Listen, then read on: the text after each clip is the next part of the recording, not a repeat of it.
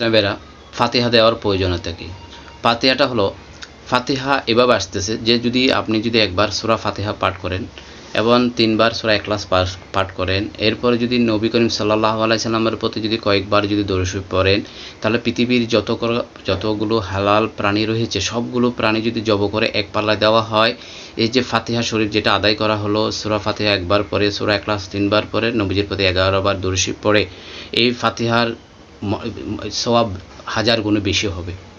তাই এখন ইসলামী ভাইয়ের এখন প্রশ্ন হলো যে আমরা কেন একটা পশুকে, মুরগি বা গরু, আমরা এগুলাকে ছাগল, এগুলো আমরা ফাতিহা দিই কেন? ফাতিহা দেওয়ার প্রয়োজনটা হলো কি, আমাদের যে ইসলামের যে বিধিবিধানগুলো রয়েছে, যে ইবাদত, যে এমন এমন দিন রয়েছে যেগুলার মর্যাদা অনেক বেশি, যেমন মুহররমের 10 তারিখ আশুরা দিবস। তো এই দিবসে যদি আমরা ফাতিহার প্রয়োজনীয়তা কী? যারা শহীদে কারবালা হয়ে গেছে তাদের হিসাব, তারা আমাদের সওয়াবের, ইসালে সওয়াবের মোকাপেক্ষি নয়, তারা তো সফল হয়ে গেছে। এখন প্রয়োজন হলো কি, আমরা কিভাবে সফল হব, সেই জন্য সেই ব্যবস্থা ফাতিহা করার প্রয়োজনটা করা হয় এই জন্যই যে আমি যদি বাসায় একটা মুরগি জব করি, তাহলে আমার পরিজন পরবর্তী জেনারেশন জানতে পারবে কেন আমি মুরগিটা জব করলাম, কিসের ফাতিহা দিলাম।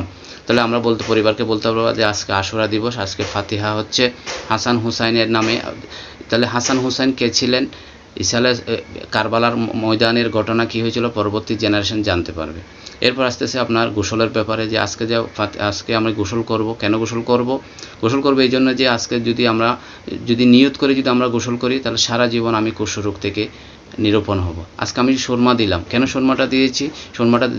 যদি আমি আজকে আশুরা দিবসে আমি সুরমাটা দিই, সমস্ত আল্লাহ সুবহানাহু ওয়া তাআলা আমার চোখের রোগ বালাই থেকে আমাদেরকে হেফাজত রাখবেন।